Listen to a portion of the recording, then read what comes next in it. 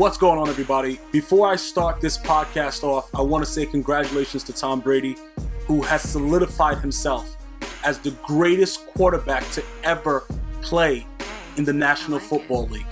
This is a man that was down 25 points, never got shook, came out and performed and won in the first overtime in Super Bowl history. I want to say this to all the Falcons fans. That was the biggest choke job ever.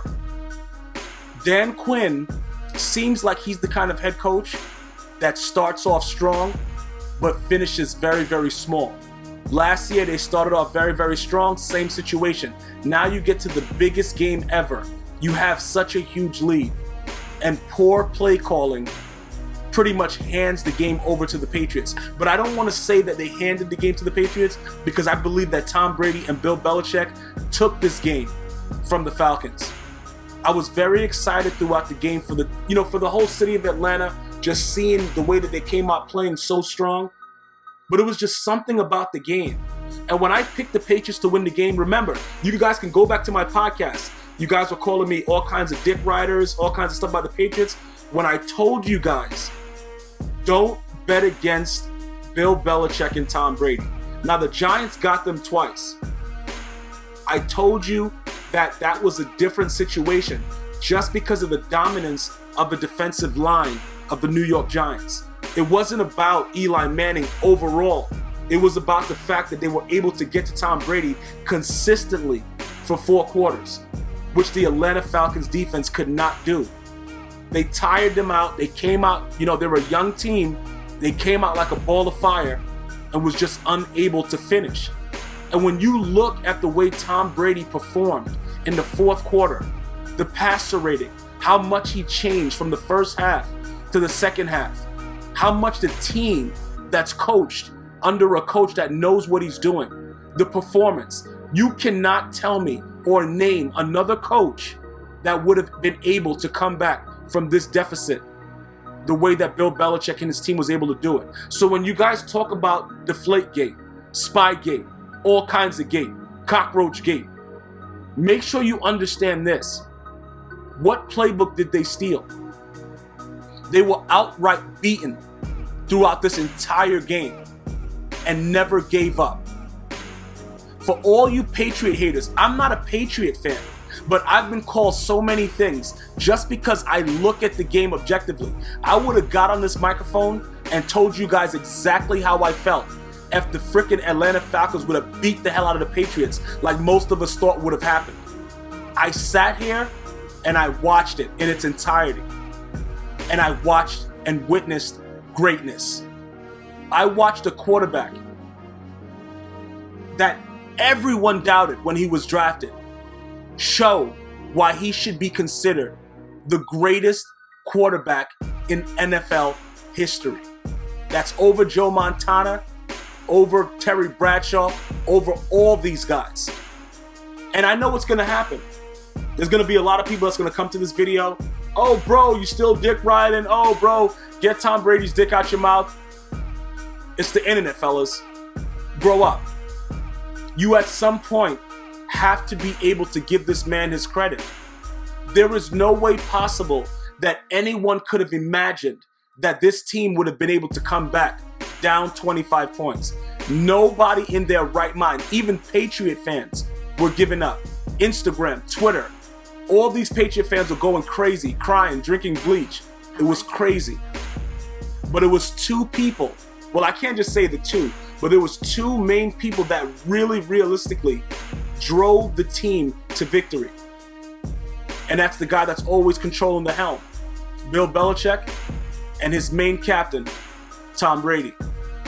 And he's going to go down in the history books as a guy that has many different facets to his game. Some people are going to call him a cheater. Some people are going to call him the greatest ever. The one thing we can all know is that on the biggest stage, with the biggest deficit ever,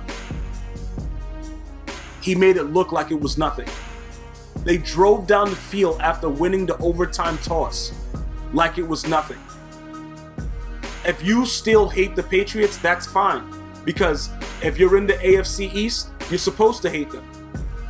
But you can't deny the fact that nobody could have imagined that they would win it in this fashion. Now, when I predicted that the Patriots would win, I didn't expect overtime. I definitely did not. I expected the Patriots somehow to keep it close and to kick a field goal to win the game, the way that they usually do it.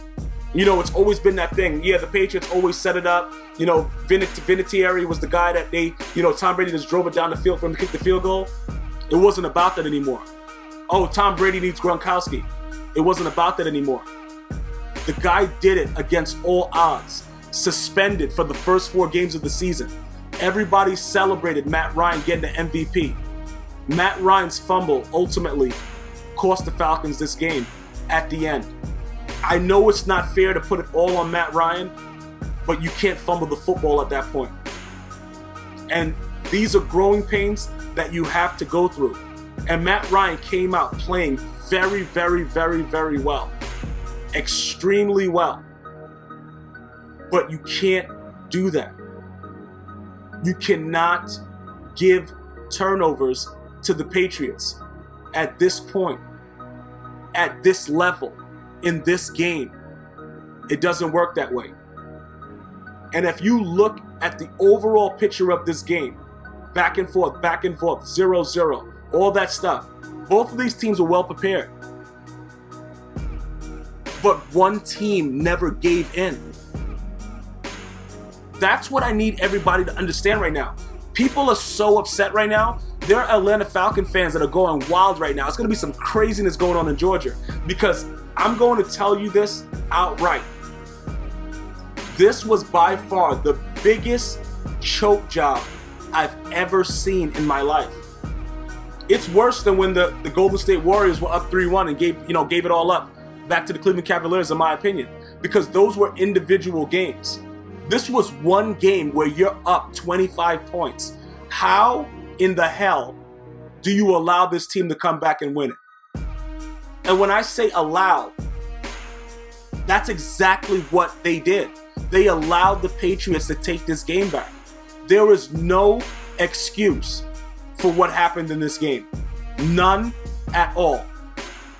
This was a complete mockery of the Atlanta Falcons defense. I don't think they will recover. I don't expect the Atlanta Falcons to be back in the Super Bowl next year. When I told people that about the Carolina Panthers, they laughed at me.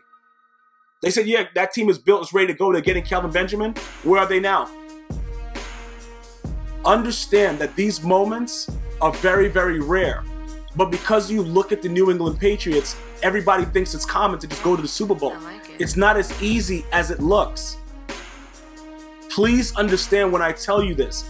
At this point, no matter how much you hate the Patriots, you have to give them credit right now. Down 25, and they come back to win this game. If this doesn't show you that if you have any hopes, any dreams, any aspirations to never give in,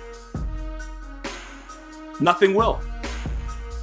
If you believe that you can achieve whatever it is that everybody is telling you that you cannot, and you watch this game, and you still don't believe in yourself enough to keep attacking that dream every day, knowing that some way, somehow, you can be victorious, you're not alive. If you can't dream this big and believe in yourself this much, you don't have what it takes to be a champion. It is no way possible that anyone can take anything away from what the New England Patriots were able to achieve on February 5th, 2017. Roger Goodell did everything in his power to destroy this man's legacy. And all he did was come back at 39 years of age and hoist the Lombardi Trophy. I want to go ahead again and say congratulations to the Falcons for making it this far, because that's not an easy feat. But I want to give a standing ovation to the New England Patriots, Tom Brady and Bill Belichick, a duo that will never be duplicated ever in the history of sports, in my opinion. I believe Shannon Sharp from Undisputed believes the same thing, but I've been saying this for years. This duo will never be duplicated. And keep in mind, it wasn't a rosy road for Bill Belichick. He once coached the Cleveland Browns and failed. But every successful person has to have failures. Thank you for listening. Until next time, one love.